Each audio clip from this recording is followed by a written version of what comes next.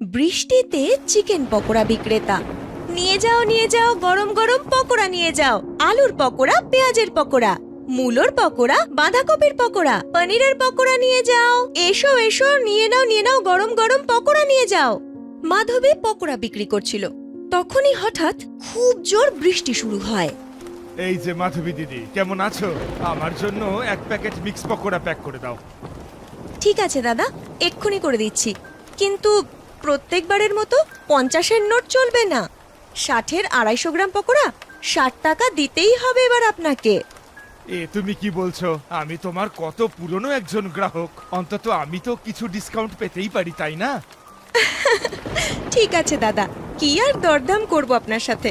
আপনি একটা কাজ করুন, আপনি 50 টাকায় 250 গ্রাম পকোড়া নিয়ে যান। মাঝে মধ্যে তো আমার মনে হয় যে 250 গ্রাম পকোড়া আমার 50 টাকাতেই বিক্রি করা উচিত, কারণ প্রত্যেকেই আপনার মতো 10 টাকা বাঁচানোর কথাই ভাবে। ঠিক যেন মনে হয় প্রত্যেকেরই পকোড়া খাওয়ার সময় নিজের টাকা বাঁচানোর কথা মনে পড়ে।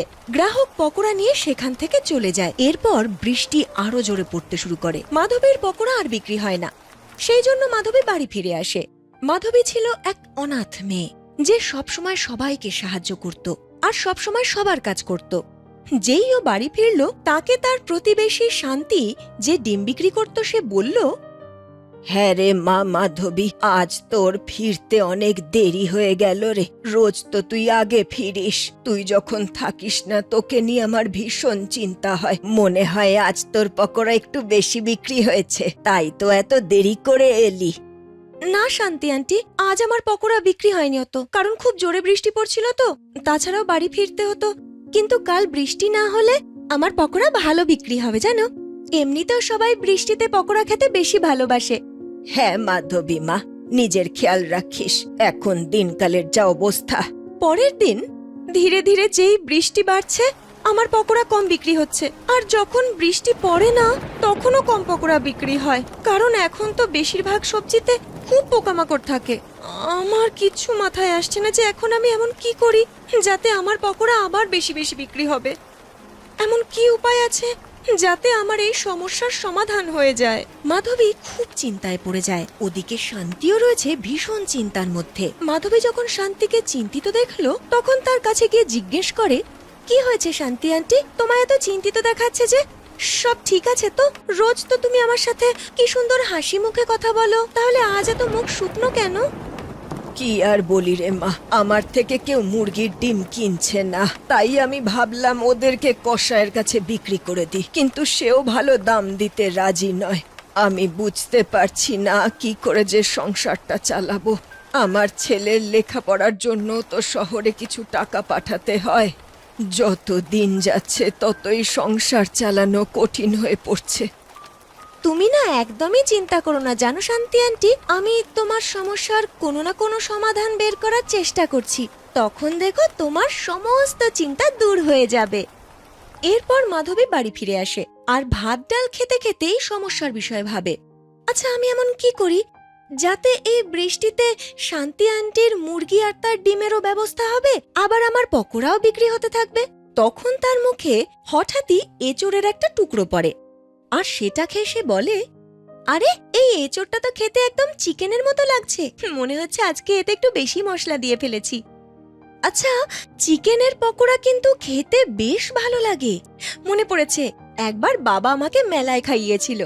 আমি যদি চিকেন পকোড়া বিক্রি করি তাহলে তো বেশ ভালো হবে, আর চিকেন পকোড়ার দামও বেশি। এই যে এতদিন ধরে আমার পকোড়া বিক্রি হচ্ছিল না, তার ক্ষতিপূরণ পেয়ে যাব। আর বৃষ্টির সময় তো চিকেন পকোড়া খেতে সবাই ভালোবাসে। মাধবী এই ভেবে খুব খুশি হয়ে যায়। পরের দিন খুব জোর বৃষ্টি পড়ছিল। তখন সে চিকেনের দোকানে যায় আর বলে, আচ্ছা দাদা, চিকেনের দাম কত একটু বলুন না, আমি পকোড়া করব তো তার জন্য চিকেন চাই। আমার এখানে চিকেন আপনি 250 টাকা কিলোয় পেয়ে যাবেন। দাদা, কিছু কম হবে না বুঝি? মাধবী 1 কিলো চিকেন নিয়ে নেয়, আর সেটা নিয়ে সে পকোড়া বানিয়ে ঠেলায় করে বিক্রি করা শুরু করে। একটু একটু বৃষ্টি পড়াও শুরু হয়ে যায়। সবাই যখন চিকেন পকোড়ার গন্ধ পায়, তখন তার দোকানে আসতে শুরু করে। আর এক গ্রাহক বলে, কি দিদি, তুমি তো আগে সবজি দিয়ে পকোড়া বানাতে, এখন তুমি চিকেনের পকোড়া বিক্রি করছো? হ্যাঁ হ্যাঁ দাদা, আসলে সেই পকোড়া না কম বিক্রি হচ্ছিল, তাই আমি ভাবলাম যে চিকেনের পকোড়া বিক্রি করি, তাহলে বেশি বিক্রি হবে।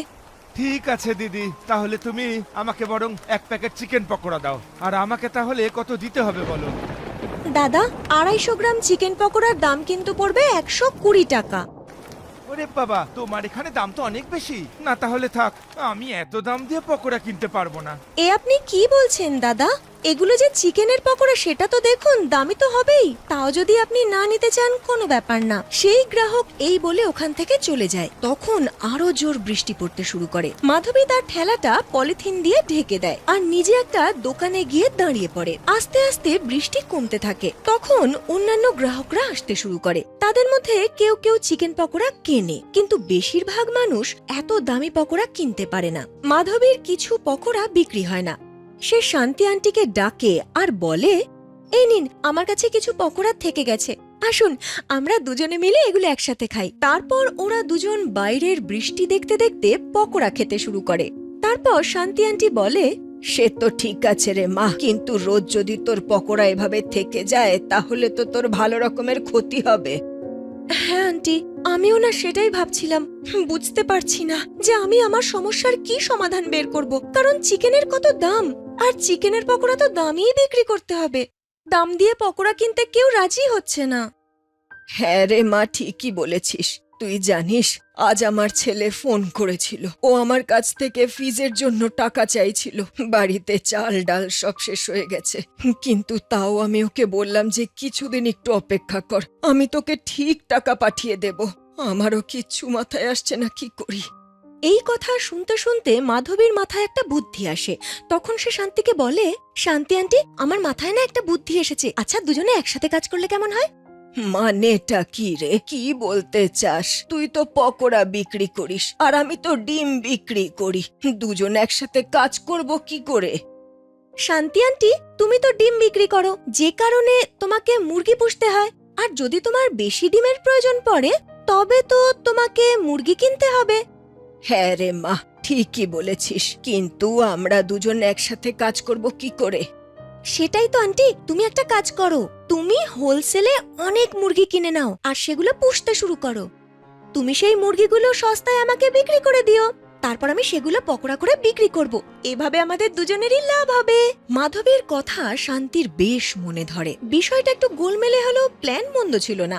সেই দিনই সে হোলসেল থেকে অনেক মুরগি কিনে নিয়ে আসে আর মাধবীকে বলে, মাধবী, আমি অনেক মুরগির বাচ্চা নিয়ে এসেছি আর কিছু মুরগিও, কিন্তু বাচ্চাগুলোর তো বড় হতে সময় লাগবে। ততদিন তুই বড় মুরগিগুলো নিয়ে নে আমার থেকে, আর সেগুলো কেটে পকোড়া বানিয়ে বিক্রি কর। তখন মাধবী সেটাই করে। এবার সে সস্তায় চিকেন পাচ্ছিল। এখন সে চিকেনের পকোড়া মাত্র 80 টাকায় 250 গ্রাম করে বিক্রি করা শুরু করে। 60 টাকায় সবজির পকোড়া আর 80-তে চিকেন পকোড়া শুনে গ্রাহকরা খুব খুশি হয়। তাদের সেটা সস্তা বলে মনে হয়। ভীষণ বৃষ্টিতে এক গ্রাহক আসে আর সে বলে, বা মাধবীদি, তুমি 80 টাকা প্যাকেট চিকেন পকোড়া বিক্রি করছো? খুব সস্তা তো। পুরো বাজারে এত কম দামে কেউ চিকেন পকোড়া বেচে না। হ্যাঁ দাদা, সেই জন্য তো এত সস্তায় আমি পকোড়া বিক্রি করা শুরু করেছি, যাতে ধনী গরিব সবাই আমার পকোড়া খেতে পারে এই বৃষ্টির ওয়েদারে। এটা তুমি খুব ভালো কাজ করেছো মাধবীদি। ঠিক আছে, আমাকে তুমি ½ কিলো চিকেন পকোড়া প্যাক করে দাও। আমি তো গিয়ে আমার সব বন্ধু বান্ধব আত্মীয় স্বজনদের বলবো যে আমাদের গ্রামে এত কম দামে চিকেন পকোড়া পাওয়া যায়। মাধবী তাকে পকোড়া প্যাক করে দিয়ে দেয়। ধীরে ধীরে গ্রামের সবাই জানতে পারে যে মাধবী এত সস্তায় চিকেন পকোড়া বিক্রি করছে, আর তার ঠেলার সামনে ভিড় হওয়া শুরু হয়ে যায়। অন্যদিকে শান্তি আন্টির মুরগিরা বড় হয়ে যায়। সে ওই মুরগিগুলো মাধবীকে বিক্রি করে দেয় এবং আরো মুরগি কিনে নিয়ে আসা শুরু করে। এইভাবে দুজনের ব্যবসা ভীষণ ভালো চলছিল। ওদিকে শান্তি আন্টির ছেলেরও লেখাপড়া শেষ হয় এবং সে বাড়ি ফিরে আসে। সে যেই মাধবীকে দেখে সে তার দৃষ্টি সরাতে পারে না আর তার মাকে এই বিষয়ে বলে, মা, মাধবী কি সুন্দর না? আমার ওকে খুব ভালো লাগে। তোমার যদি কোনো আপত্তি না থাকে, আমি মাধবীকে বিয়ে করতে চাই।